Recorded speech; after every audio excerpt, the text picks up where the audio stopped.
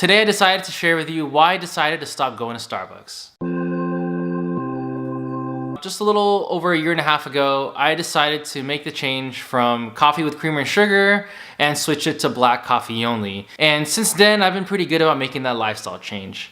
It was a lifestyle change for myself, also part of the so-called wedding diet, but primarily it was that lifestyle change, you know. Do I really need that cream and that sugar, or that milk and that sugar in my coffee? Not really. It did take a while to get used to, but after a couple cups of black coffee, it just became that acquired taste they all talk about. However, even though I've switched to black coffee for over a year and a half now, I still have the temptation to go to Starbucks and get that white chocolate mocha sweetness that most of us probably love. And it's kind of like a kryptonite. It's an addiction that once you go, you've got to have it again. And you know, those dollars really add up. So when I go to Starbucks, I typically just get a cup of the Pike's Place roast, occasionally like a venti Americano, black of course. But every now and then I tend to get suckered into wanting that sweetness of that white chocolate mocha, whether it's hot, iced, or in a Frappuccino. And those drinks don't come by very cheap. So right now I'm pulled up my Starbucks account and it looks like I've got about $20.48 left and a free drink. So what I'm gonna do with this is actually give this to Joyce so she can have it after she's done giving birth and can actually start indulging in caffeine once again. And I'll let her have these $20.48 and then also the free drink. So I'm not even gonna go get like one last hurrah and get one last white chocolate mocha. Actually, hold that thought. This is my last Starbucks drink, at least for quite some time. Right now I'm at the gas station getting a car wash. It costs $11. My truck's pretty dirty, so.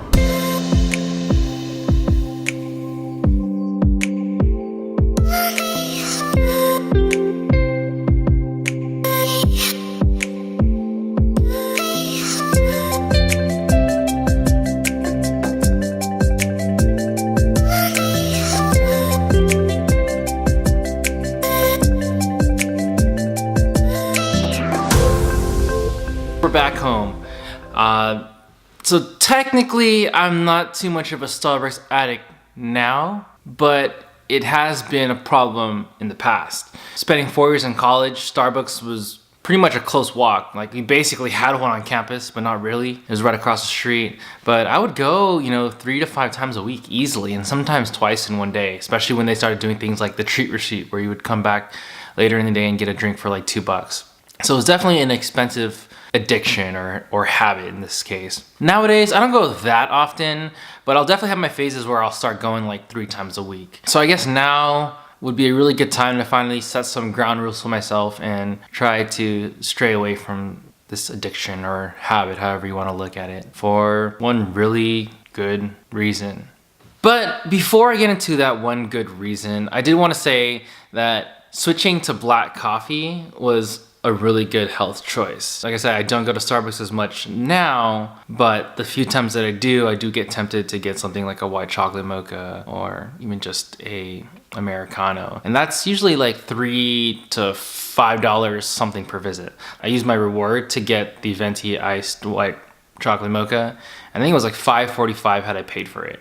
From the $5.45 venti iced white mocha to like a $2.50, $3 cup of coffee, and occasionally like a $3.50 to $4 venti Americano, I would say each Starbucks visit for me is about $4. I do occasionally get like a sandwich from there, like a breakfast sandwich from time to time, but that doesn't really count as part of this coffee Starbucks budget. So if you were to get the $4 visit, and even if you were to go, in my case, like twice a week, that's $8 a week, and through 52 weeks, just do the math. It's not $1,000 saved, but it's a few hundred.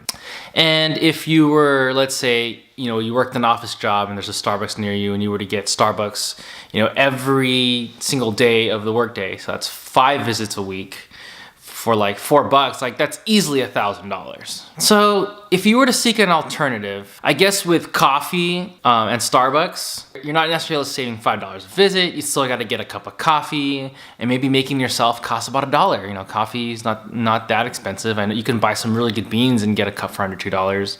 But let's say you could even save like $2 or $3 a visit, and you drink coffee. You probably drink coffee 7 days a week. You get your Saturday going, or start off a nice Sunday morning. And if you were to do 1 cup of coffee or a Starbucks drink, and you were to make it yourself, and let's say doing it at home would save you $3 a cup or $2 a cup, like you're still saving a lot of money. My major reason, like this is the reason why I want to stray away from Starbucks, is to save like $1,000 a year.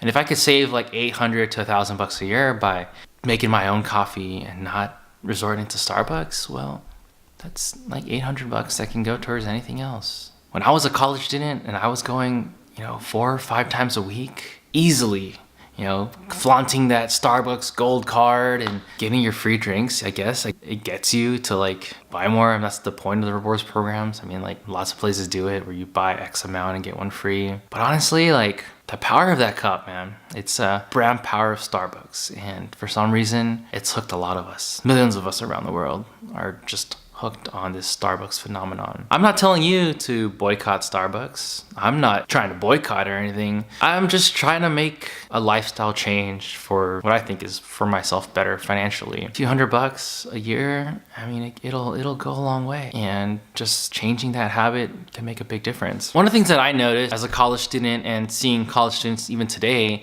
is that Starbucks is still like the go-to coffee. I see the caramel macchiatos and other white chocolate mochas and all the fancy espresso frappuccino kind of drinks that doesn't cost $2.50 for like a regular cup of coffee, but these cost like the $4 or $5 plus drinks. For a college student, usually you're working like a part-time job, maybe you have a couple student loans.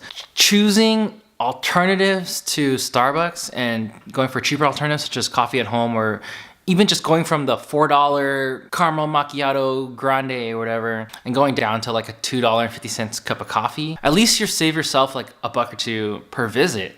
So I highly recommend those of you that are a little tighter on your budget, or you just want to save a couple more bucks, on a month-to-month basis, just set aside like the caramel macchiatos and the frappuccinos and just get a coffee. Put some cream, put some sugar in there if you'd like. Those parts are free, and it'll go a long way. Maybe you won't struggle so much with trying to make ends meet and trying to pay bills or try to pay rent or trying to save up to, for that next little weekend vacation or summer vacation you have planned. It goes a long way, $5 here and $4 there. It adds up real fast. And I mean, that's probably one of the places where most of us can cut just a little bit. I think it'll be worth it. $800 towards vacation or a year's worth of Starbucks 5 days a week. I mean, that's a tough choice. It really is. But anyways, I'll leave it up to you guys. It's literally your decision. I mean, I've been a Starbucks addict since I was in high school, so well over 10 years. But you know what? I've kind of dwindled down, and I think that's because in the back of my mind decided that, maybe it's time to just give it up for good. And well, I still got like $25 on my Starbucks card. I can give it to Joyce when she can start drinking caffeine again. Or maybe I'll just treat myself, with just a little bit left I have. But as of right now, my plan is to not go to Starbucks anymore. Just try to save just a little bit more, and I feel I can go a long way. That's all for today, guys. Take care.